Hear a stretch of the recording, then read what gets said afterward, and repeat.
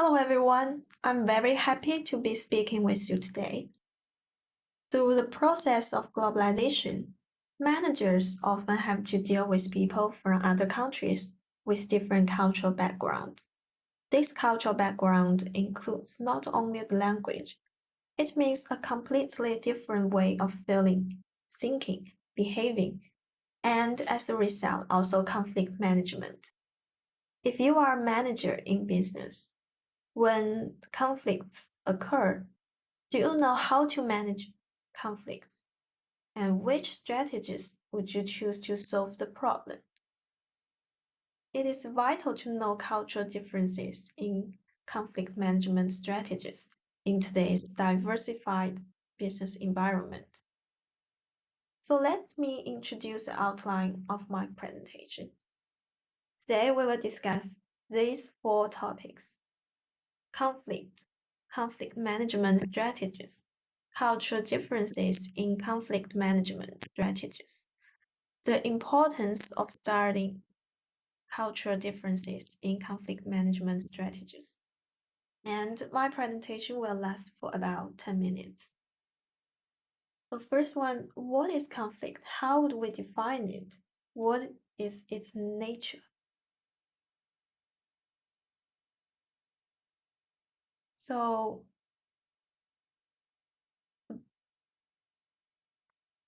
Borisov defines conflicts as disagreements between and among individuals, different communication patterns or value systems among team members, managers, superiors, and subordinates can lead to misinterpretation and divergent viewpoints, and these are all conflict.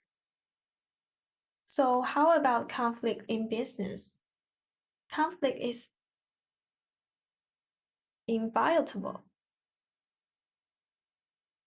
when employees with different backgrounds and work styles are brought together for a common business goal. And intercultural conflicts occur in this context. And some people often think that conflicts are something negative. Do you have the same point with them? However, this assumption is wrong. Conflict can be beneficial. Despite the negative effects of conflict, it can be achieved productive outcomes if managed effectively.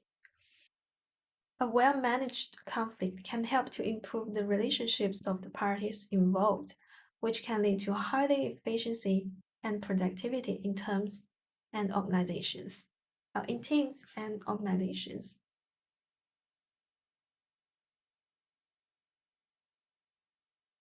Okay, after understanding what is conflict, next we will talk about conflict management strategies.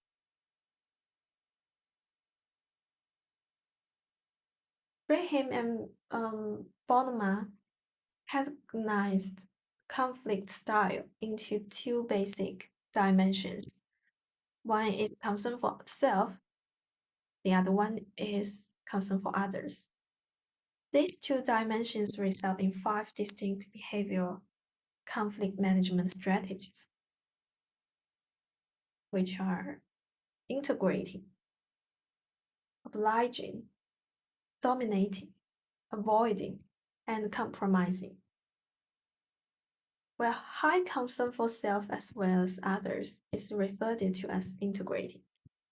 Integrating conflict behaviors are aimed at maximizing joint outcomes rather than maximizing the outcomes for one party. Obliging is low concern for self combined with high concern for others. High concern for self and low concern for others is referred to as dominating. Low concern for self and others as avoiding. Finally, a fifth style, compromising, refers to represents a moderate concern for self combined with a moderate concern for others. Then we will move to the key elements into this presentation, which is conflict management strategies in different cultures. The majority of research concerning cultural differences in conflict management styles have use of this framework as the basis for comparison. Mm. Hofstede came up with 4 dimensions: individualism, collectivism, power distance, masculinity, femininity, and uncertainty avoidance. This is followed by a discussion about how conflict management strategies may be affected by cultural differences in interpersonal contact. I also choose some typical cultures to discuss the differences in conflict management strategies. So first one we'll talk about is individualism and collectivism. It's a core component of cultural variability. Most studies on cultural differences in conflict styles have been related to this dimension. Individualist cultures emphasize the importance of the individual, while collectivist cultures emphasize the importance of groups and relationships with others. When relating this dimension to conflict, the main proposition is that individualist cultures, most Western countries like United States and Canada, there is a strong focus on the dimension concern for self, whereas collectivist cultures place more emphasis on the dimension concern for others, such as Japan, South Korea, China, Turkey, these Eastern countries. People from collectivistic cultures have been found to prefer less direct forms of conflict management, such as the third-party mediation and avoidance, which are referred to as avoiding and compromising strategies, whereas people from individualistic cultures have tended to prefer more direct and confrontational strategies, which are dominating strategies. And some studies also show that Americans make more use of the dominating style, whereas collectivist cultures such as Japan, Korea make more use of the obliging, avoiding style. According to the Team Toomey, in Eastern cultures, it's more common to use avoidance strategy, whereas in those Western cultures, their preferred conflict management strategy is dominating. A more recent study surveyed a large number of managers in mainland China and compared their preferred conflict management strategies with that of local Chinese managers. As predicted, their findings show a higher preference for competitive and dominant tactics among managers from individualist cultures and more compromising or obliging conflict styles in those from collectivist culture. Well, the second dimension is power distance. According to Hofstede's cultural dimensions theory, power distance refers to the extent to which the less powerful members of an organization accept, expect and accept that power is distributed unequally.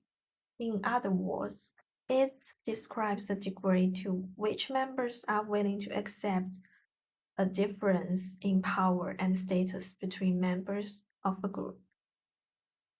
There is a contrast between Belgium and Denmark.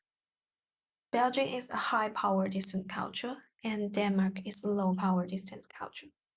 So, by contrast of these two countries, the study has shown that it is more common to use integrative and compromising conflict strategies in Denmark, which means in low power distance culture. These findings could be explained by the idea that in a high power distance cultures, it is seen as more appropriate that one party comes out better than the other, and conflict management tactics are influenced accordingly. In low power distance cultures, negotiating parties may be less comfortable with such outcomes and may therefore be more inclined to compromise. Hofstede dimension, masculinity, femininity, refers to the degree of role diversion between genders. And the study by Ben and their colleagues reports that femininity indicates high concern for others, and masculinity indicates high concern for self.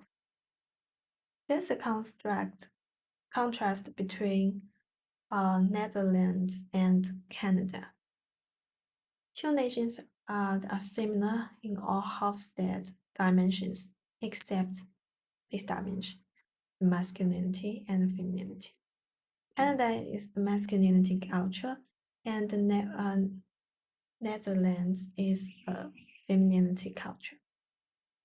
This research have found that the Canadian preferred methods are that are likely to heighten the confrontation and competitiveness between the disputants more than the Dutch. On the other hand, the Dutch preferred methods that allow compromises to be made.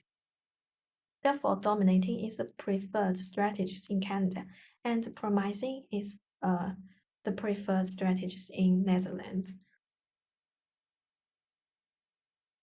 Finally, Hofstede's dimension uncertainty avoidance refers to the degree to which individuals tolerate uncertainty and ambiguity in life.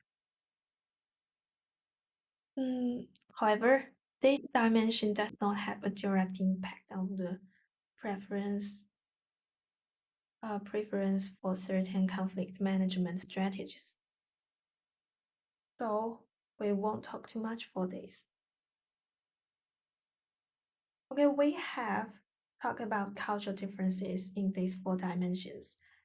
It should be emphasized that most studies on conflict management styles across cultures have focused on the distinction between individualism and collectivism.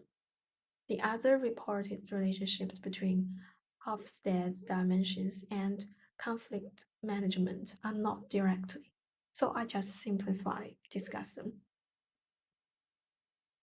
Okay, so after knowing cultural differences in conflict management strategies, why we need to study this? Why it's important in business communication?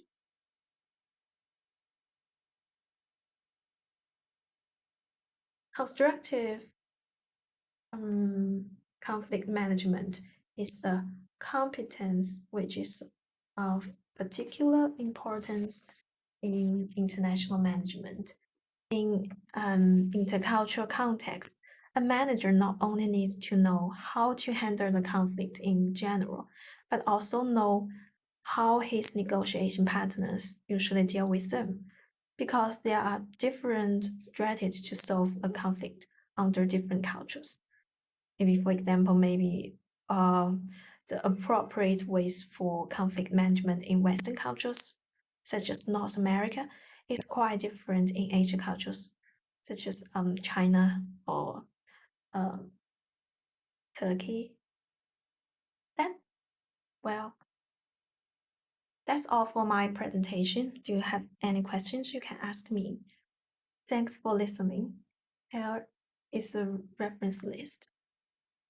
That's all. Thank you.